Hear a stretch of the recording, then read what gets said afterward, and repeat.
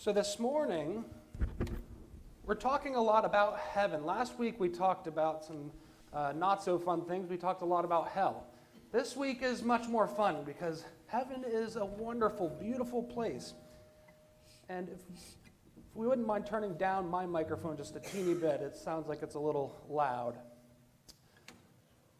So how we're going to talk about heaven, though, is by talking about music.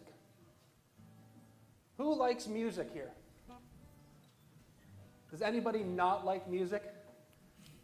Some people might go, I don't like music very much. Most people love music. And music is really important. It's something that happens in heaven all the time. People sing songs, they have instruments, they play music. And what's interesting about music, and in the way it's kind of like heaven, is that it can help us in our emotions, can help us feel happy, it can help us connect with other people and maybe their sadness because they can express themselves to us. Music is a very powerful thing. We're going to read a short story about the power of David's harp and his playing his harp calmed Saul. Saul was the king at the time, and it says that he had evil spirits that would make him really frustrated and crazy, and his servants went and found him somebody who would play music for him. So this is 1 Samuel chapter 16.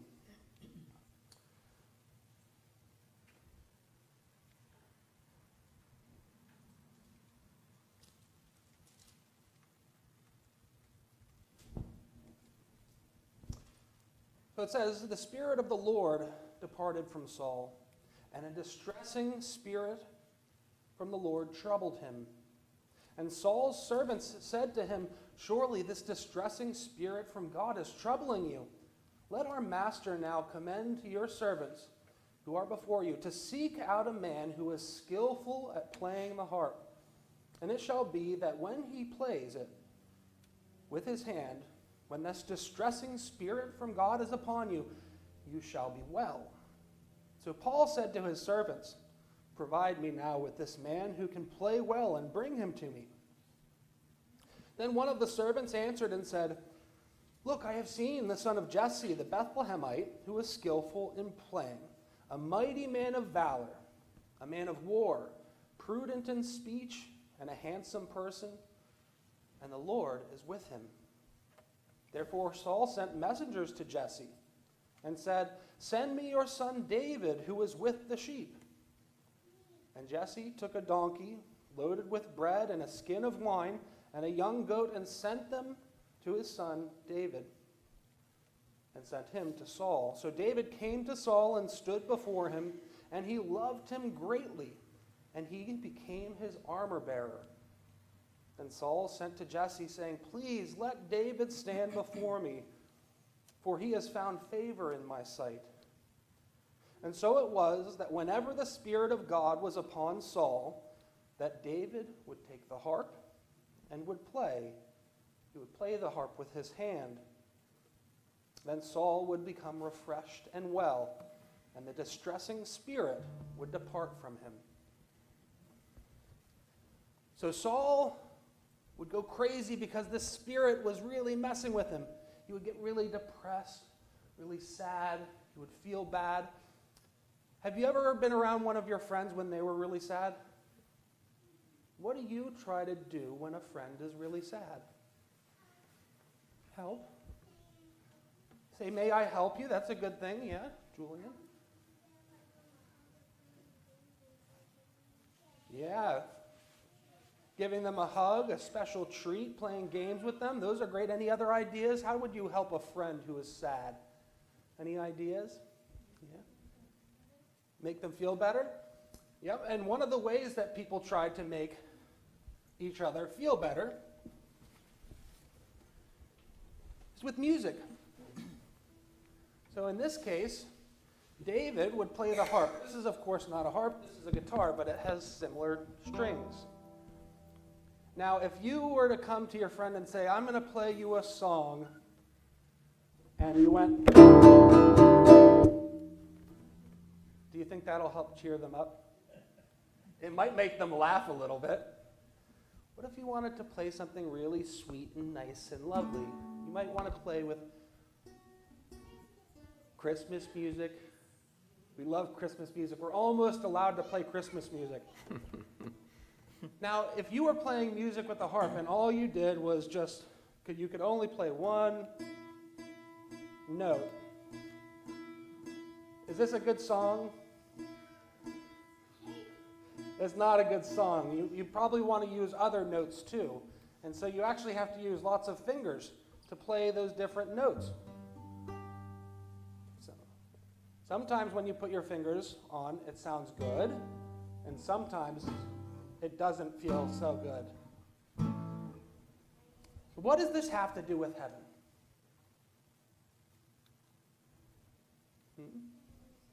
Playing music? You know, each spot on a guitar or on a harp, each string, has a different sound to it. And they have to work together. You have to be able to play them together. So if Landon and Rob were trying to play a song to make somebody feel better, and they chose different songs, so which songs do you guys want to play? Rob, what song are you going to play? I'm going to play this one. And Landon, what song are you going to play? Does this sound very heavenly? Because they're playing different songs. Okay, that's enough of that. What if you guys played the same song, though? I'll play what you were They're going to play the same song. They have to listen to each other. They also have to know the song. So there are two parts of this that help us understand heaven a little bit. Knowing the song is kind of like knowing the Lord. If we know the song that the Lord wants us to play or the life that He wants us to live, that helps us to act in the way the Lord wants us to. But there's another part of it. We also have to pay attention to our neighbors, to our friends. If we're doing something together, we have to do it at the same time. We have to do the same song. We also have to kind of have the same focus, be able to pay attention to each other and to our neighbors, because it's all for a purpose. Remember, we're trying to make somebody happy again, somebody who might have been sad. The Lord says something about this in the Gospel of John, not specifically about music, but about how heaven works, that we have to receive things from the Lord and look to how we can do it to other people. Lord says, I am the true vine, and my Father is the vine dresser. Every branch in me that does not bear fruit, He takes away, and every branch that bears fruit, He prunes, that it might bear more fruit. Abide in me, and I in you. For as the branch cannot bear fruit by itself unless it abides in the vine, neither can you unless you abide in me. He says, these things I have spoken to you, that your joy may be full. This is my commandment, that you love one another as I have loved you. And he says, greater love has no one than this, than to lay down one's life for his friends.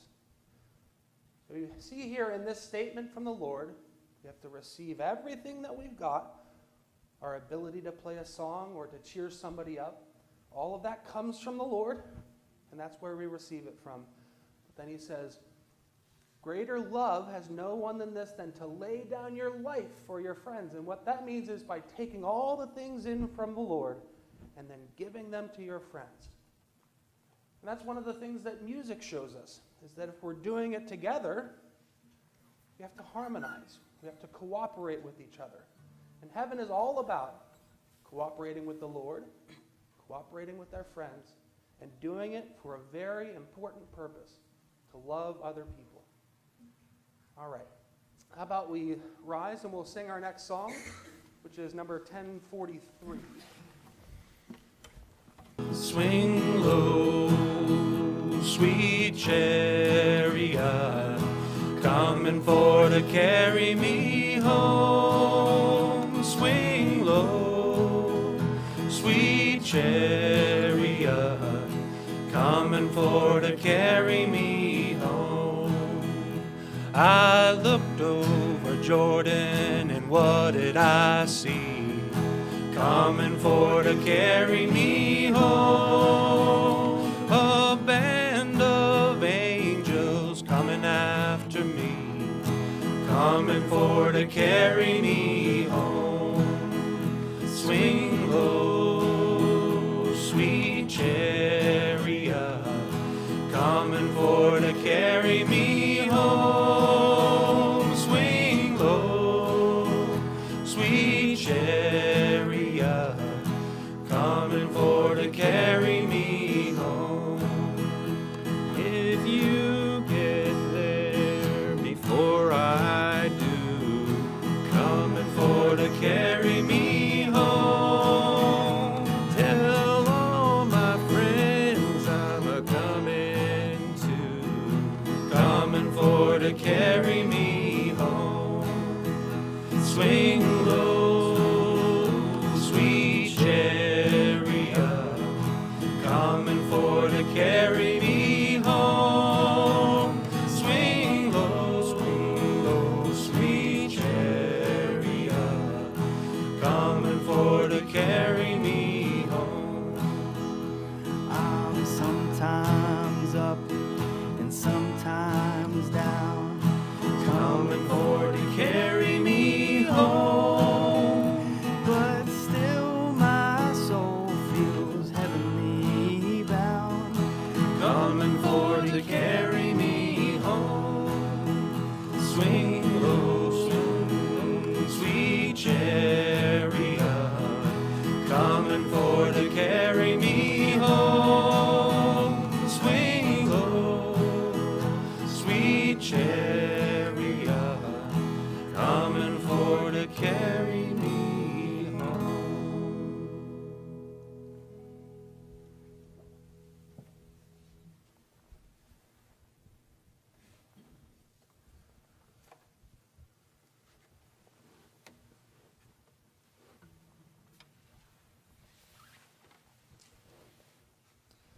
As we said this morning, we're going to be talking about heaven. And it's interesting when we look in the Old and New Testaments of the Word, there's only really vague references as to what heaven is going to be like. And so we're going to kind of look at some of the ideas about what people think heaven might be like. And we're also going to look at some of the teachings for the new church and their explanations about what heaven is like. Just to start off, let's read a couple of passages, first from the Psalms, talking about heaven, and then from the Word for the new church. From Psalm 90, it says, "O satisfy us early with your mercy, that we may rejoice and be glad all our days. Make us glad according to the days in which you have afflicted us, the years in which we have seen evil. Let your work appear to your servants. Let your glory to their children. And let the beauty of the Lord our God be upon us, and establish the work of our hands." Yes, establish the work of our hands. And work heaven and hell. Number 398 says, "Heaven's pleasures are both indescribable and innumerable, but no one can realize or believe anything about their multitude who is wholly wrapped up in the pleasures of their body or the flesh. This, as I have already said, is because their deepest levels are looking away from heaven toward the world, which is backwards. For no one who is wholly involved in the pleasures of the body or the flesh, or in the love of oneself or the world, which is the same thing, feels any pleasure except in the eminence or profit, or in a physical or sensory way of gratification. These things stifle and smother the deeper pleasures of heaven so completely that people do not even believe that such a place exists. So they would be quite bewildered if they were to so much as be told that any pleasures remain once the pleasures of eminence and profit have been taken away. And they would be even more bewildered if they were told that the pleasures that take their place are countless and simply defy comparison with the pleasures of the body and of the flesh, especially pleasures of eminence and profit. We can see then why people do not know what heavenly joy really is. Continue on this theme about how indescribable heaven is. This passage says, "The wisdom of angels is indescribable in words, but can only be illustrated by some general things. Angels can express in a single word what a person cannot express in 1,000 words. Again, a single angelic word contains innumerable things that cannot be expressed in the words of human language. For in every single word spoken by angels, there are secrets of wisdom and a continuous connection to which human knowledges never reach." And finally, from divine providence, words cannot describe the varieties of heaven's bliss, rapture, pleasure, and delight, the joys of heaven. Though these joys give us perceptible feelings in heaven, anything we perceive only as a feeling is beyond description because it does not fit neatly into mental concepts and therefore into words. So we're beginning with these passages from the writings that are saying that heaven's indescribable. How are we going to even tell you about it? How can I tell you about heaven if words aren't enough?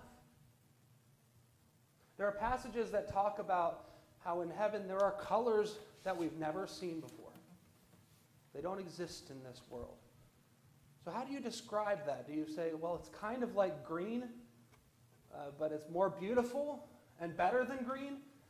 How do you describe something like that you've never experienced before? We could start off by figuring out what heaven is not. There's a story in the Word for the New Church in the book Conjugal Love, and in the beginning, it's this series of stories about this group of newly arrived spirits in the other world. And they all have their own concept as to what heaven would be like. And there were some angels in heaven going, wait, they don't understand what heaven is? Aren't they Christian? Didn't they read the Word? And they're confused. How do they not know what heaven is like? But all of these different groups of people, and there were 6 of them, were allowed to experience what they thought heaven would be. And most of the people said heaven was like something that they read in the Word. But they misunderstood some important features. So one of these groups came in and said, and this is based off of the idea of blessed are they who are called to the marriage supper of the Lamb. And so they said, well, heaven is like a continual wedding feast and celebrations, and there's wonderful music and food there, and it just goes on forever, this wedding celebration for eternity. Another group said, well, I think it would be like conversing with really smart angels all the time and being have these witty exchanges and laughter, and you can go move from conversation to conversation and become enlightened and learn more day after day. And this was one idea of heaven. Another group said, well, wouldn't it be like dining with Abraham, Isaac, and Jacob? That's what it says. All will come from the east and the west and dine with Abraham, Isaac, and Jacob. So their concept of heaven was eating lots of great food and this beautiful spread of food, and afterwards they might have some shows and some dancing and singing, and then back to more dining for eternity.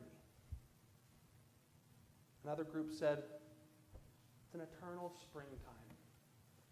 You look out and it's just perfect weather, never changes. There's always great fruits that are being born on the trees, and you can go eat them and smell the lovely flowers.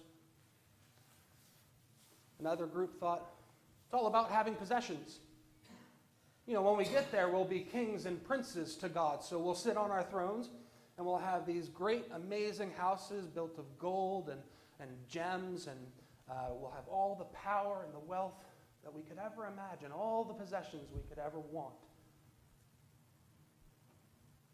The final group said, Maybe it's like sitting in church all the time and worshiping. I know you guys like being here, but could you imagine sitting here for eternity doing worship? That it would be constant worship forever, and then that would lift your spirits closer and closer to God. This was the concept. So these are all ideas that they came up with and said, this is what we think heaven is like. And so the Lord, being the kind of God that he is, says, if you think that's what heaven is like, let's try it. Let's see what you think. So they get to live in these places and experience what it would be like. And the angel that was escorting them in this story comes and he stands outside of this door, and this is specifically with the group of people thought that they could go converse with angels forever and have these witty conversations and learn from each other. And it says, after the first day, they were trying to find an exit. And when they got to the door, they were told, the exit is only for people who didn't think this was heaven. So they were stuck there for 3 days until they really just wanted out. And the reason why this happened is to break them from that idea of heaven. And each group did it for a couple of days and would be like, that can't be heaven for eternity. I couldn't do that for forever. Whether it's worship or dining or all the possessions and wealth, eventually those things aren't satisfying. They aren't heaven on their own. The angel talks to them after this. This is to that same group of the conversationalists. He says, it is the pleasure of doing something that is of use to oneself and to others. And the pleasure in being useful takes its essence from love and its expression from wisdom. The pleasure in being useful, springing from love through wisdom, is the life and the soul of all heavenly joys. Angels in heaven enjoy delightful associations which stimulate their minds and gladden their spirits and gratify their hearts, and they recreate their bodies. But they enjoy these associations after they've performed their useful services and their occupations and their employments. The life and soul in all their delights and pleasures comes from the useful services they perform. If you take away that life or soul, however, all the subsidiary joys gradually become no longer joys, but first matters of indifference. Then they feel stupid. And finally, they're dreary and distressing. So what's interesting about this story is it's not saying that those other things won't happen. It's not saying that, dining with people or talking with them or worship isn't going to happen in heaven. Those are going to be joyful things. But they're only as joyful as the work we put into the rest of life. To our jobs, to our occupations. What this really kind of points out is we don't really have this distinction in English, but in the Latin there's a passage in the writings that kind of has a distinction between two different kinds of happiness. So one we're going to call real happiness, the other one we're just going to call joy. This is saying that happiness, real happiness, is that deep underlying sense of purpose, that sense of direction, of satisfaction and love. That's happiness. Whereas the joy is all of those recreational kinds of activities. And there are two purposes for those joys, and it all relates back to the happiness. We get to experience them through happiness, through sharing with other people. They stem from that usefulness, but then they also help us get back to it. They re-energize us. If we just worked all day long, never went to sleep, never hung out with anybody else, never did anything else fun, it would be hard to wake up and go to work 24 hours a day, 7 days a week, constantly. So we have the happiness that comes from useful service, what we do in our occupations, and then the joys which come from recreation, of re-energizing ourselves, enjoying each other's company, enjoying our marriages. So what this brings us to is heaven is a kingdom of uses. It's an expression in the word from the New Church all over the place. Just look up kingdom of uses in any search in the word for the New Church, and it comes up all over the place. Heaven is a kingdom of uses. And so we might start thinking, really, is there work? I have to work in heaven? I have to do a job in heaven? Doesn't seem right. But this is work that you're passionate about, deeply passionate about. It's work that is deeply satisfying. It's work that betters the lives of everyone around us, betters our own lives.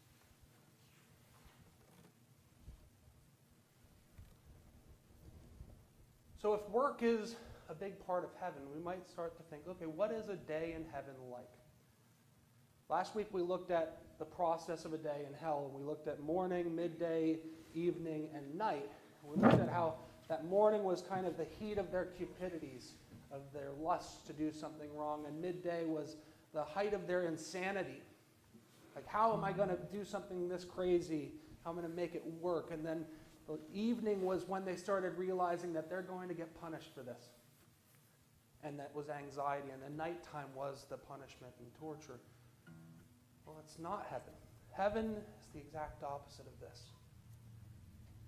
As we said, we can't describe this in words. So imagine waking up, having just a perfectly warm glow everywhere. Inside of you, filling you up. And that glow, that warmth is the Lord's love. It's inspiring you, reminding you of why you love to live your life, what you want to do with your life, how you are serving other people, inspiring you to get up and do something wonderful for other people, to be a part of heaven. As the day progresses and the sun gets warmer and brighter, so too does your love and your enlightenment. Your understanding of how to do your job is at its peak around midday, when the sun is highest in the sky for us. It's when we're most functional, when we know what we're doing really, really well, when our services are the best they can be for that day. At some point, though, we need a break. And this starts to happen naturally as we start to feel a little bit of satisfaction and happiness in the work that we've done, because that's kind of turning more to self a little bit and a little bit more away from the Lord, because it's a satisfying thing. The Lord wants us to feel that happiness and satisfaction.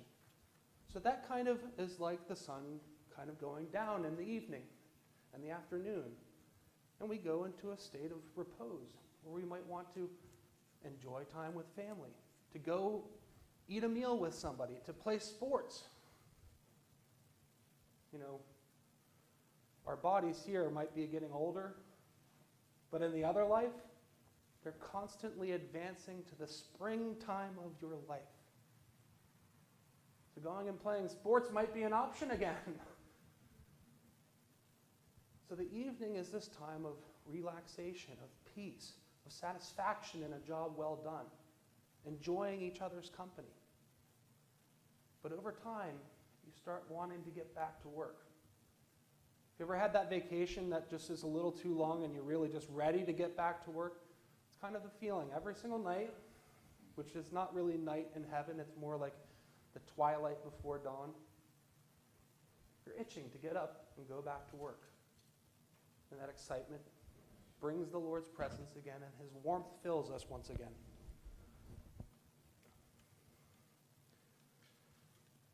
Now, there are lots of different jobs in heaven, but I think we're going to rise and sing a song before I talk about that. How about we rise and we'll sing 1037. 1037. Thinking about the variety of people and the types of uses that they perform.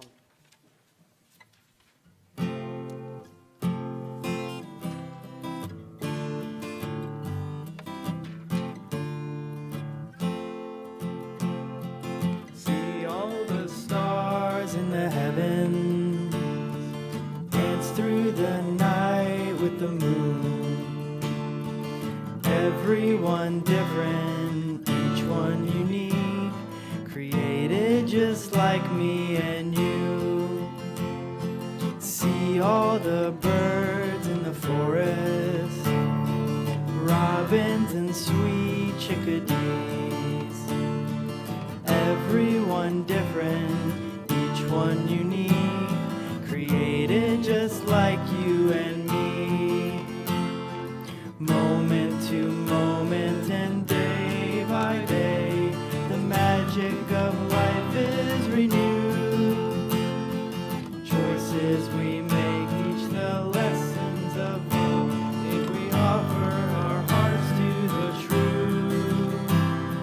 See all your friends gathered round you, doing the best that they can.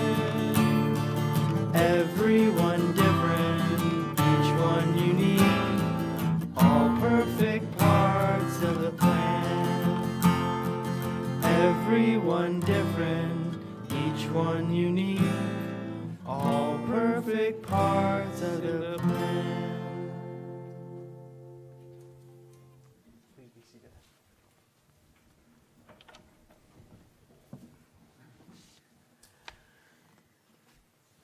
So our happiness in heaven is directly related to how useful we are. The more useful we are, the more useful our endeavors, the more useful our activities, the more happiness we derive from that.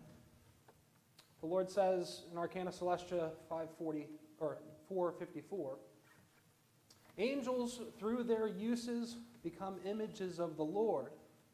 In this, they love their neighbor more than themselves, and this is what makes heaven heaven. Consequently, angelic happiness consists in use, it stems from use, and is directly proportionate to use. That is, to the good deeds of love and charity that they perform. So what kinds of jobs do we have in heaven? Any guesses as to what kind of jobs we'd have there? Well, we think about what heaven would be like. There are a lot of infants who pass away in this world. Well, they actually have to be raised in the next life. People who love caring for children, that would be a job.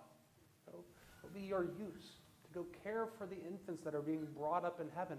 Teaching them as they grow up would be another type of job that you would have in heaven.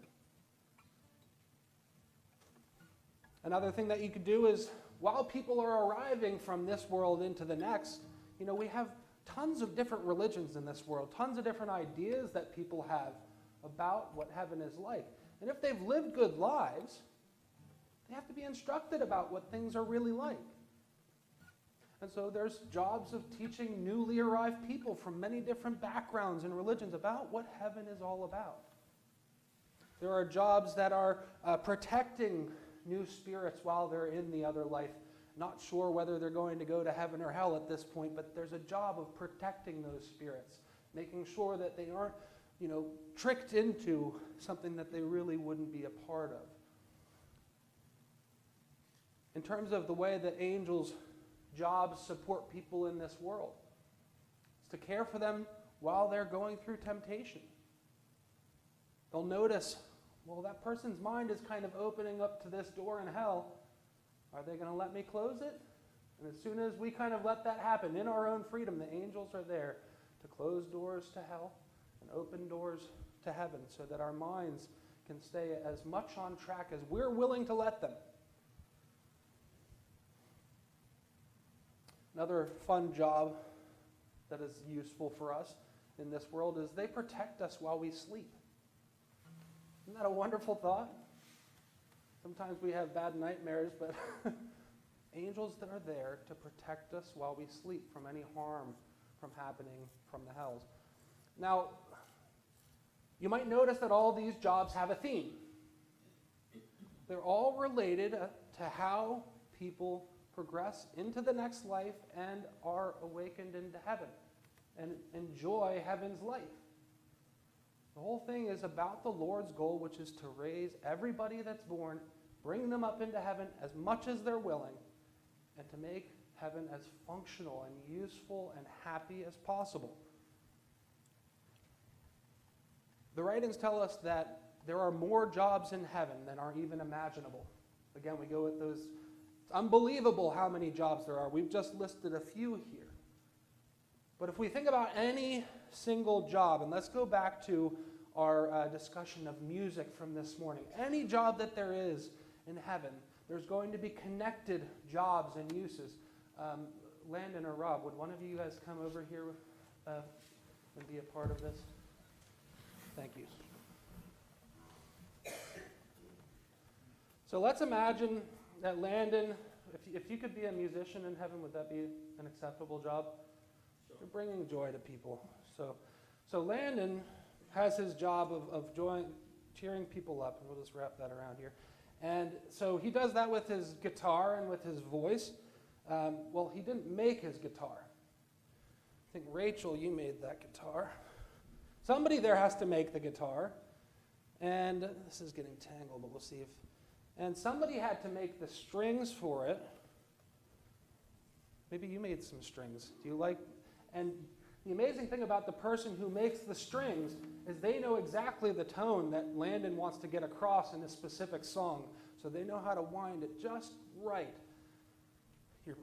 Yeah. Well, and the strings, they're made out of metal. You can't just have metal come from nowhere, so maybe you're a miner. You enjoy pulling those things out of the ground. And you made the pickaxe for her.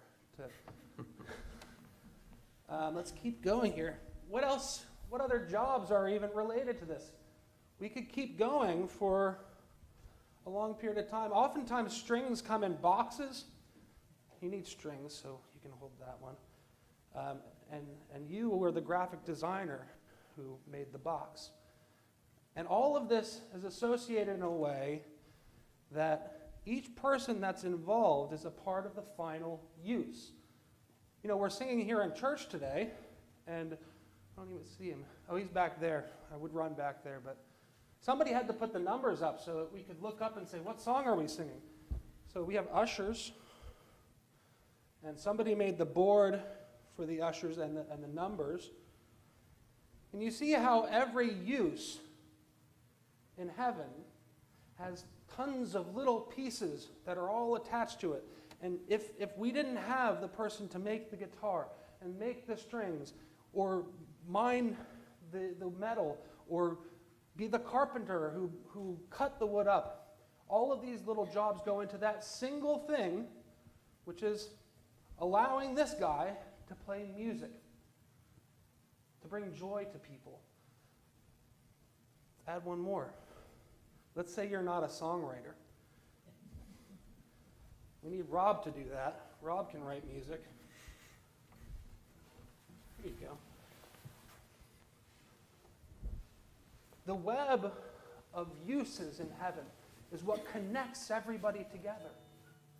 Heaven is a place where it's all about use and it's all about happiness.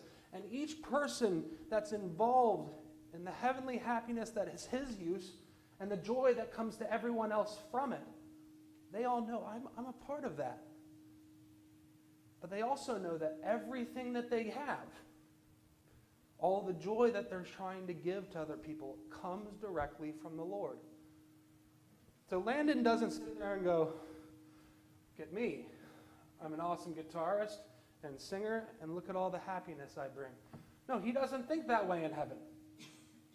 He's satisfied that he does a good job, but it's all about communicating the Lord's love to other people, recognizing that every job that's done there, every useful service, is extending the Lord's love, extending his reach to draw people in towards heaven, to make them as happy, truly happy, and joyful as possible for all of eternity. We can let go of our web here. We can pick that up afterwards, I guess. I've got it, Pat. Somebody has to roll the strings back up, exactly. Thank you.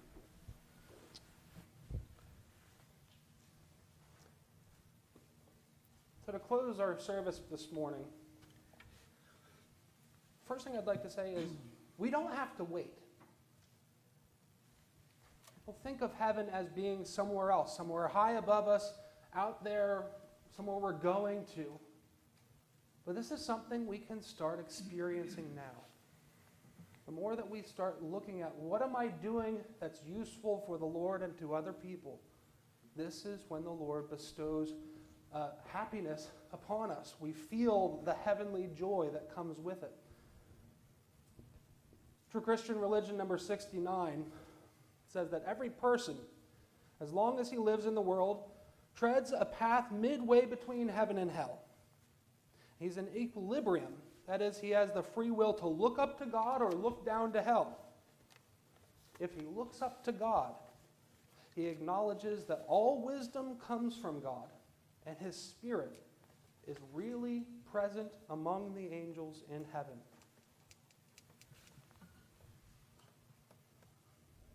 When we're doing useful things, looking to the Lord, expecting that and acknowledging all wisdom and love come from him, our spirits already are in heaven. It changes the way we look at life. It changes the way the bad things feel.